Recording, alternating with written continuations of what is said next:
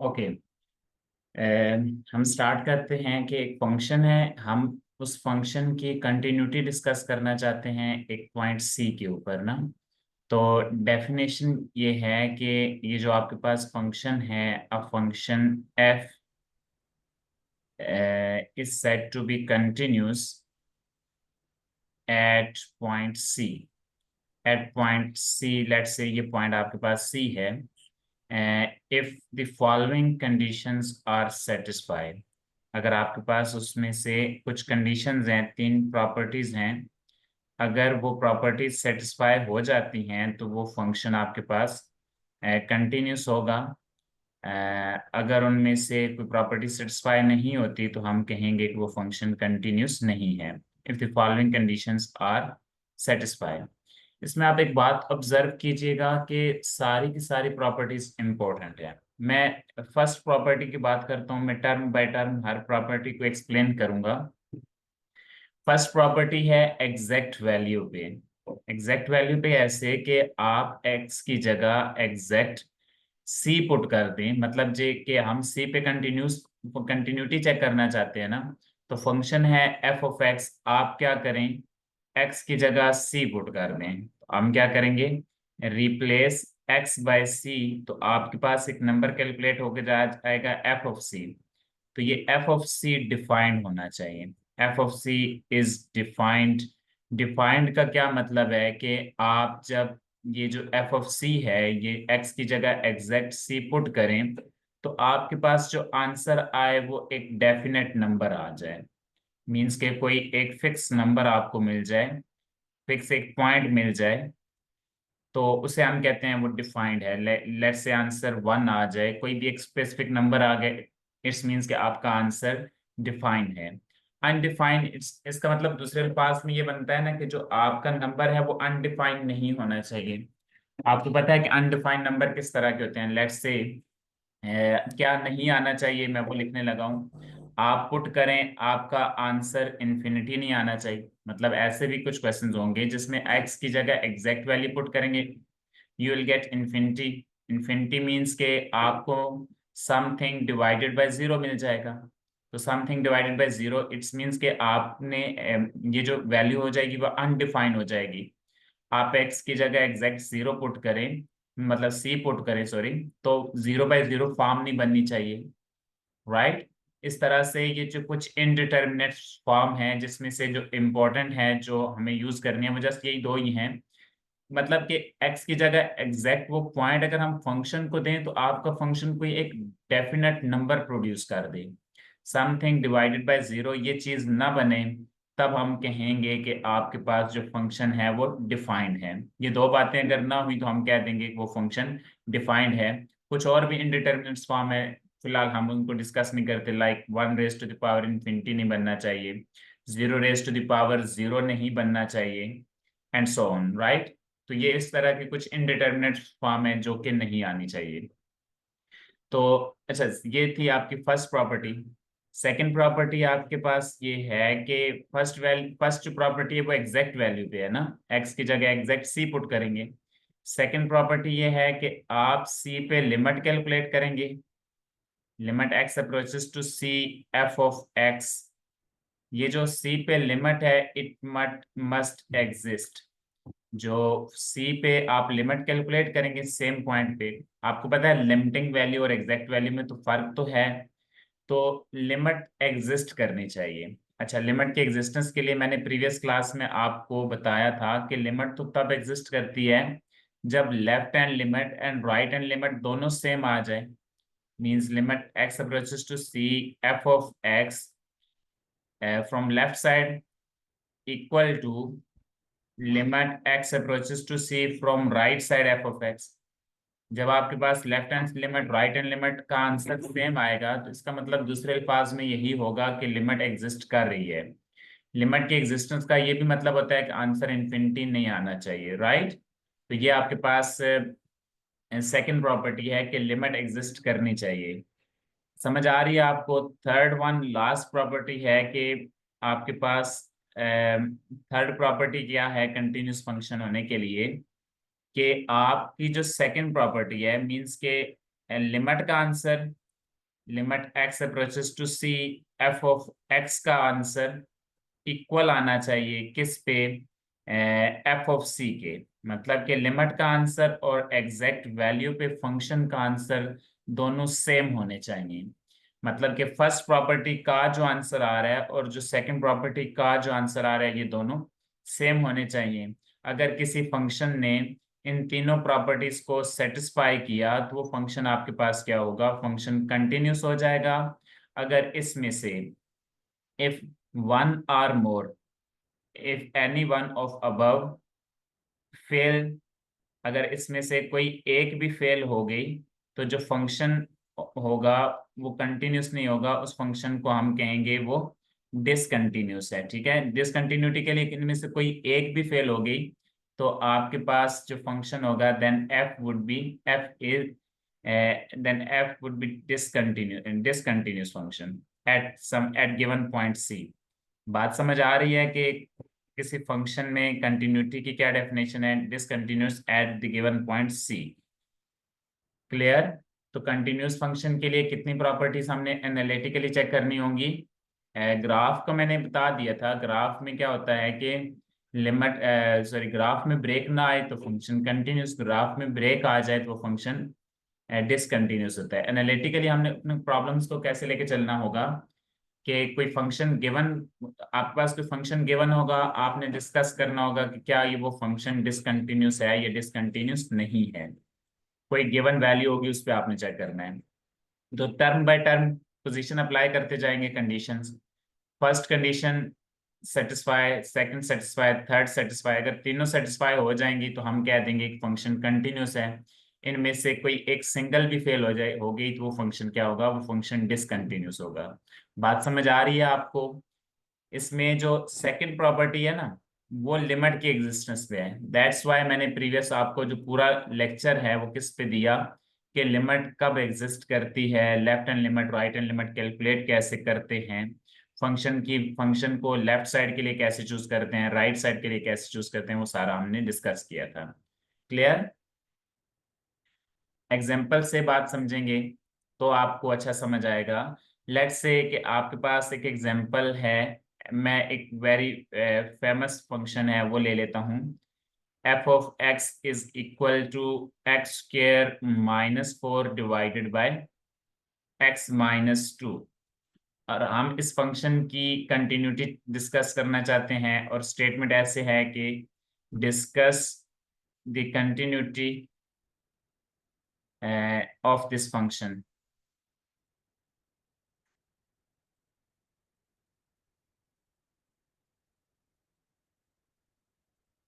continuity of the function at point x equal to 2। हम c की value क्या ले रहे हैं, 2। मतलब कि हम 2 पे फंक्शन कंटिन्यूस है या नहीं इस बात को चेक करना चाहते हैं। तो आप में से कौन बताएगा कि 2 पे फंक्शन कंटिन्यूस है या डिसकंटिन्यूस है। टर्म बाय टर्म हम प्रॉपर्टीज अप्लाई करेंगे। तो जैसे इसकी फर्स्ट प्रॉपर्टी क्या है कि फंक्शन एग्जैक्ट वैल्यू 2 पे डिफाइंड होना चाहिए। F of 2 means f of c must be defined. तो क्या ये फंक्शन 2 पे डिफाइंड है? F of 2 is equal to 2 का स्क्वायर -4 डिवाइडेड बाय 2 - 2। जी आप बता सकते हैं इसका आंसर क्या आएगा, 0 डिवाइडेड बाय 0। क्या आपको डिफाइंड आंसर मिला? नो। नो। नहीं, हमें डिफाइंड आंसर नहीं मिला। इट्स मीन्स कि ये जो आपके पास फंक्शन है ये 2 पे डिफाइंड नहीं है, अनडिफाइंड आप कह सकते हैं इसको। अनडिफाइंड टेक्निकली थोड़ा कहना गलत है लेकिन चलें, हम कहते हैं ये 2 पे एरर आ रहा है। Error mean something divided by 0 form या समथिंग डिवाइडेड बाय 0 बन रहा है। दैट्स वाई कि ये अनडिफाइंड है। इसका मतलब कि फर्स्ट प्रॉपर्टी फेल है, राइट? तो कंडीशन क्या थी कि अगर कोई एक भी फेल होगी तो फंक्शन क्या होगा, वो फंक्शन डिसकंटिन्यूस हो जाएगा। तो हम कह देंगे कि f is discontinuous at x equal to 2। तो ये 2 पे फंक्शन क्या है, डिसकंटिन्यूस है। समझ आ रही है? क्योंकि 2 पे फंक्शन की एग्जैक्ट वैल्यू आपको नहीं मिल रही, राइट? अगर आपसे वो कहता है कि इसको आप क्या करें, टू पे फंक्शन की डिसकंटिन्यूटी या डिसकंटिन्यूटी चेक करें, तो आपने पहली प्रॉपर्टी फेल हो गई है, तो इसलिए आगे मूव ही नहीं करना। इधर से ही कह देना है कि ये टू पे ये जो फंक्शन है वो डिसकंटिन्यूस है। समझ आ रही है आपको? जी सर, यस आ सर। गया। अच्छा, इसमें मेरा एक और क्वेश्चन आपसे ये है, क्या टू पे लिमिट एग्जिस्ट कर रही है? आप कैसे चेक करेंगे? क्या टू पे फंक्शन की लिमिट एग्जिस्ट कर रही है? मैं मान लिया कि फंक्शन डिसकंटिन्यूस है, हमें आगे नहीं प्रोसीड करना चाहिए, लेकिन लेट्स से कि क्वेश्चन ऐसे है कि वो आपसे कहे कि फंक्शन की लिमिट बताएं टू पे। क्या टू पे लिमिट हम कैलकुलेट कर सकेंगे?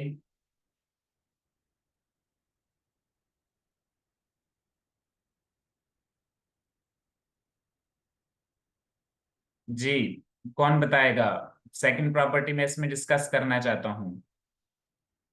ठीक है, तो चलें इसमें हम टू पे लिमिट कैलकुलेट करते हैं। Limit x approaches to two f of x. F of x की जगह आप क्या पुट करें? फंक्शन की वैल्यू। तो क्या बनेगा? Limit x approaches to two f of x की जगह आपके पास आ जाएगा x square minus 4 divided by x minus 2। Right, ये आपके पास ये चीज बन रही है। अच्छा, अब यहाँ पे हम एक इसकी फैक्टराइजेशन करते हैं। कि मैंने बात शायद आपको पहले भी बताई थी कि इसकी लिमिट हम कैसे कैलकुलेट करेंगे, बिकॉज यू नो कि लिमिट एग्जैक्ट एग्जैक्ट पुट करने पे 0/0 फॉर्म बन रही है।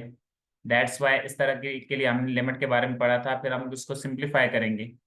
तो limit x approaches to two x square minus 4 को हम ओपन करके लिखेंगे x minus 2 into x plus 2 divided by x minus 2। तो अब क्या मैं एक्स माइनस 2 का एक्स माइनस 2 से कैंसिल कर सकता हूं? जी, आपके ख्याल में क्या होगा? एक्स अप्रोचेस टू टू है, क्या एक्स माइनस 2 को एक्स माइनस 2 से कैंसिल कर सकते हैं? नो, अगर इसकी जगह हम लोग एक्स की जगह हम लोग टू पुट करें तो हमारे पास 0/0 आ रहा है। जीरो लेकिन साथ डिवाइडेड बाय लिमिट लगी है ना तो। जीरो आ रहा है, ये यहाँ पे साथ लिमिट लगी हुई है ना बेटा। आप चेक करें, 0/0 तो बन रहा है, एक्स की जगह एग्जैक्ट 2 पुट करें, 2 से करें 0/0 बन जाएगा। 2 - 2 0, 2 - 2 0। तो 0 को 0 से नहीं कैंसिल कर सकते, लेकिन अब इसको लिमिट सपोर्ट कर रही है। Limit x approaches to two का मैंने आपको मीनिंग बताया था, x is not equal to 2। Right, जब Yes, x sir. Approaches to 2 means x is not equal to 2। अब देखें, एक्स जब 2 के इक्वल नहीं होगा तो ये सारी जिंदगी 2 - 2 नहीं बनेगा। राइट, क्योंकि 2 - 2 हो कि ये 0 नहीं बन सकता। इस वजह से हम non zero number x minus two से कैंसिल कर देंगे, क्योंकि यहाँ पे x is not equal to 2 है। ठीक है, क्योंकि x approaches to 2, x is sufficiently close to 2 but not exactly 2। इस वजह से हम 2 को 2 से एक्स माइनस टू से कैंसिल कर देंगे। और उसके बाद क्या होगा? आपका लिमिट फाइनाइट हो जाएगी, limit x approaches to 2, x plus 2 हो जाएगा। अब 0/0 फॉर्म नहीं बनेगी, 2 रिप्लेस कर देंगे। 2 + 2 क्या बन जाएगा? 2 + 2 4 बन जाएगा। 4 एक फाइनाइट नंबर है, इट मीन्स के लिमिट एग्जिस्ट कर गई है। 2 पे फंक्शन की लिमिट एग्जिस्ट कर रही है, लेकिन 2 पे फंक्शन डिफाइंड नहीं था। फंक्शन डिफाइंड नहीं था, इसलिए डिसकंटिन्यूस है। अब मुझे एक बात बताइएगा, हमने एग्जैक्ट वैल्यू पे फैक्टराइजेशन क्यों नहीं की? हम इधर भी तो ये काम कर सकते थे ना लिमिट का।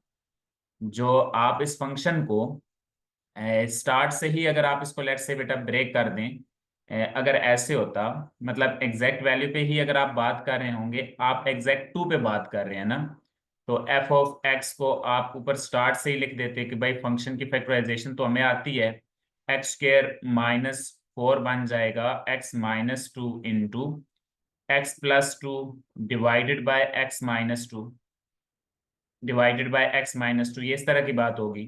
अच्छा, अब आप यहाँ पे x equal to 2 exact put कर रहे हैं बेटा।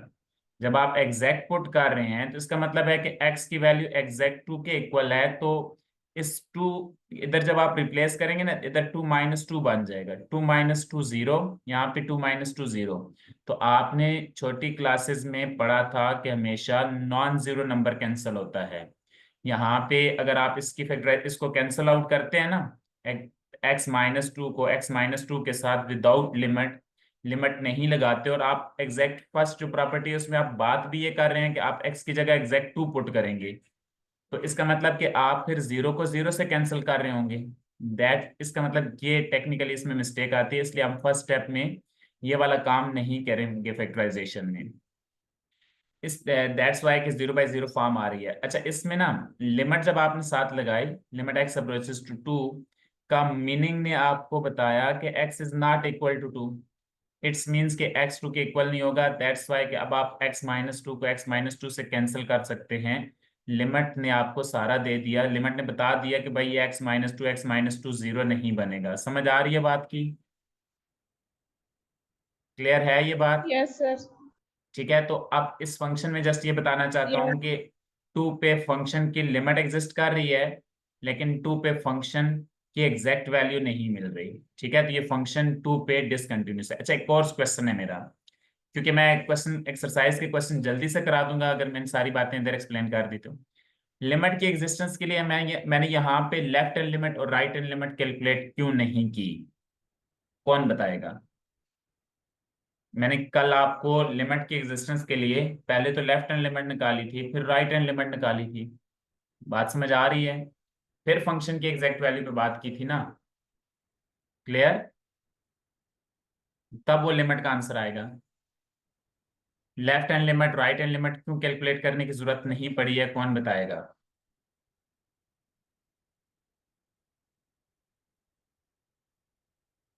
इस बात का बेटा आंसर ये है कि आपका फंक्शन एक ही फंक्शन है ना।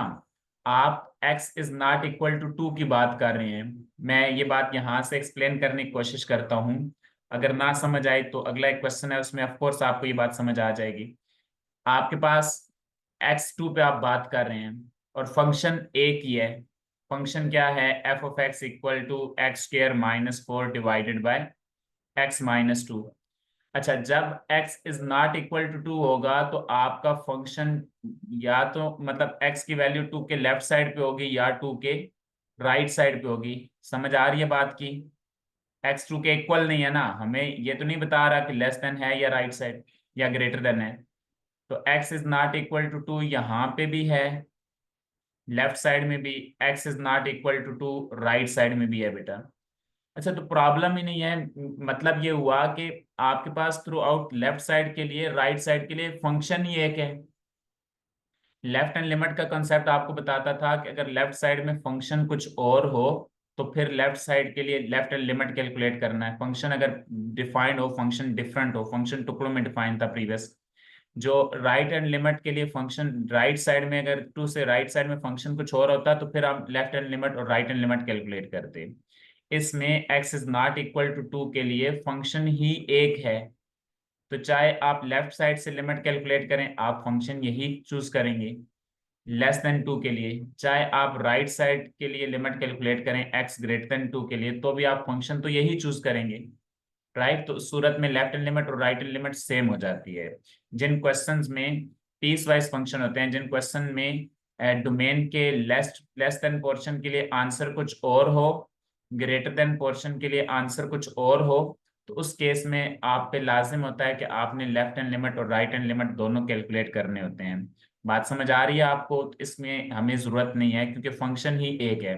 ऐसा अगर होता तो 2.3 के बेटा मैंने कितने क्वेश्चन आपको कराए हैं? तकरीबन कई क्वेश्चन, मैंने सारे क्वेश्चन कराए हैं। उसमें कोई लेफ्ट हैंड लिमिट नहीं कैलकुलेट की, कोई राइट हैंड लिमिट कैलकुलेट नहीं की हमने, और फिर भी हम लिमिट के आंसर निकाल रहे थे और एग्जैक्ट आंसर आपको मिल रहा था। रीजन इज दैट कि वहां पे जो फंक्शन गिवन था वो फंक्शन एक ही था थ्रू आउट द डोमेन। जो भी फंक्शन गिवन था, फंक्शन पीस वाइज नहीं था, फंक्शन के मतलब फंक्शन के टुकड़े नहीं हुए पड़े थे। डोमेन के कुछ पोर्शन के लिए आंसर कुछ और, कुछ के लिए आंसर कुछ और नहीं गिवन था। तो फंक्शन ये एक था, तो जब फंक्शन एक हो तो जो मर्जी आप लेफ्ट साइड से अप्रोच करें, राइट साइड से अप्रोच करें, फंक्शन ही नहीं बदलेगा, तो इट्स मीन्स लिमिट भी नहीं बदलेगी। इसलिए हम left hand limit, right hand limit उन केसेस में कैलकुलेट नहीं करेंगे जहां जब फंक्शन आपके पास सिंगल टर्म में डिफाइन हो, एक ही फंक्शन हो। क्लियर? Yes, sir. समझ आ रही है ये बात? Yes, sir. अच्छा, Yes, अब sir. एक्सरसाइज का एक क्वेश्चन है आपके पास। क्वेश्चन 1 है बेटा। क्वेश्चन 1 को डिस्कस करना है आपने कि आपके पास कि ये फंक्शन कंटिन्यूस है या क्वेश्चन नंबर 1 2.4 एक्सरसाइज है। तो discuss the continuity of the following function using properties of continuous function. तो हमने प्रॉपर्टीज ऑफ कंटिन्यूस फंक्शन पढ़ी हुई है, ठीक है। अच्छा, अब इसकी प्रॉपर्टीज में पहले बी और सी इंपॉर्टेंट है, इसके बारे में बात करता हूँ। फिर उसके लिए फर्स्ट पार्ट तो ऑफ कोर्स आपके पास इजी पार्ट है। इजी इन द सेंस के फंक्शन एक ही है, आप इसमें जो मर्जी नंबर पुट करें आपको फाइनाइट नंबर मिलेगा। लिमिट कैलकुलेट कीजिएगा, वो भी आंसर आपके पास सेम आएगा। बी पार्ट इसका हम सॉल्व करना चाहते हैं। तो बी पार्ट में हमने बताना है कि ये फंक्शन कंटिन्यूस है या डिसकंटिन्यूस है। तो आपके ख्याल में क्या होगा? H of x equal to 2/x-2। चलें, पहले आप x-5 है, सॉरी, मैं इसकी कंटिन्यूटी पहले 5 पे चेक करना चाहता हूँ, एट x इक्वल टू 5। फिर बाकी वैल्यूज पे चेक कर लेंगे। तो क्या ये फंक्शन 5 पे कंटिन्यूस है?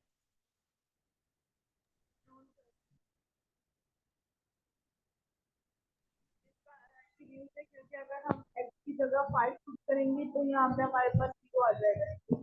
जी, इसमें अगर आप x की जगह एग्जैक्ट 5 पुट करते हैं तो आपके पास समथिंग डिवाइडेड बाय 0 आ जाएगा। दैट्स वाई कि ये फंक्शन 5 पे डिफाइंड नहीं है। जो पहली प्रॉपर्टी है वो फेल हो रही है, 5 - 5, तो ये समथिंग डिवाइडेड बाय 0 बन रहा है। तो समथिंग डिवाइडेड बाय 0 आपके पास, आप जानते हैं, वो अनडिफाइंड चीज होती है। दैट्स वाई कि आप ये कह सकते हैं कि जो फंक्शन है H of x is discontinuous. ये पहली प्रॉपर्टी फेल हो रही है 5 पे। डिसकंटिन्यूस, ये फंक्शन क्या है? डिसकंटिन्यूस है कहाँ पे? At x equal to 5। ये बेटा, ये पहला जो फंक्शन है, सेकंड पार्ट, इस ये फंक्शन 5 पे डिसकंटिन्यूस है। क्लियर? समझ आ गई बात की? अच्छा अच्छा, 5 के अलावा आप इसमें जो मर्जी पुट करें ना, अदर देन 5 वैल्यू पे कोई ना कोई आपको डेफिनेट आंसर मिलेगा, कोई ना कोई फाइनाइट लिमिट आपको मिल जाएगी। तो सिर्फ 5 में प्रॉब्लम है, ये फंक्शन 5 पे डिसकंटिन्यूस है, बाकी तमाम वैल्यूज पे ये फंक्शन कंटिन्यूस है। अच्छा, हम फिलहाल डिसकंटिन्यूसिटी को ही डिस्कस करते हैं इस क्लास में। आपके पास इसका जो जी सी पार्ट है, g of x equal to x-5/x-3 और x+2। G of x equal to x-5 divided by x-3 into x+2। कौन बताएगा ये फंक्शन किस पॉइंट पे डिसकंटिन्यूस है? इस फंक्शन को बताना है कि ये किस किस पॉइंट पे डिसकंटिन्यूस है। x इज इक्वल्स टू 3 पे और x इज इक्वल्स टू -2 पे। बिल्कुल ऐसा ही है, x इक्वल टू 3 पे एंड x इक्वल टू -2। दो आपके पास डोमेन से ऐसी वैल्यूज हैं जो कंटिन्यूस फंक्शन की फर्स्ट प्रॉपर्टीज पे पूरा नहीं उतर रही हैं। आप x की जगह 3 रिप्लेस करें तो बनेगा x-5 divided bye x-5 divided bye 3 - 3 -3 0 बनेगा। और x की जगह इधर भी पुट करेंगे तो 3+2 बनेगा। और आप जानते हैं, सॉरी ऊपर भी पुट करना था, 3 - 2 का answer -2, 3 - 5, -2 divided bye 0, something divided by 0 undefined. इसका मतलब ये हुआ कि फंक्शन 3 पे अनडिफाइंड है, इसलिए आप कह सकते हैं कि g is discontinuous discontinuous at x is equal to 3 पे ये फंक्शन डिसकंटिन्यूस है। एंड सिमिलरली आप ये बात चेक कर सकते हैं कि ये फंक्शन जो है वो -2 पे भी डिसकंटिन्यूस है। आप x की जगह एग्जैक्ट -2 पुट करेंगे और x-5 divided by x minus three into x plus two calculate करेंगे। तो सॉरी, एक्स की जगह माइनस थ्री रिप्लेस करना था ना, माइनस टू, एक्स की जगह जिधर एक्स था उधर माइनस टू लगा दी जस्ट। तो आपके पास क्या बनेगा, minus two and minus two. तो सिंप्लीफाई करें तो डिनोमिनेटर आपके पास जीरो बन जाएगा। And again something divided by zero undefined होता है, ठीक है। तो ये minus something divided by zero वो माइनस इंफिनिटी देता है, लेकिन होता तो अनडिफाइंड है ना। इस वजह से ये फंक्शन जो है वो जी पे भी डिसकंटिन्यूस है, ठीक है, डिसकंटिन्यूस एट जी। ठीक है, तो आज हमने सिर्फ डिसकंटिन्यूटी की, फंक्शन को डिसकंटिन्यूस कैसे चेक करते हैं, आज हमने यही सीखा। नेक्स्ट क्लास में हम बात करेंगे कि फंक्शन को कंटिन्यूस कैसे प्रूव करते हैं, ठीक है। लेक्चर अभी खत्म हो जाएगा, फिर हम जो बाकी बातें हैं वो नेक्स्ट क्लास में हमें करनी होंगी। समझ आया यहाँ तक? जी सर, आ गया। क्लियर हुआ है कि डिसकंटिन्यूस फंक्शन कैसा होता है? जी जी सर।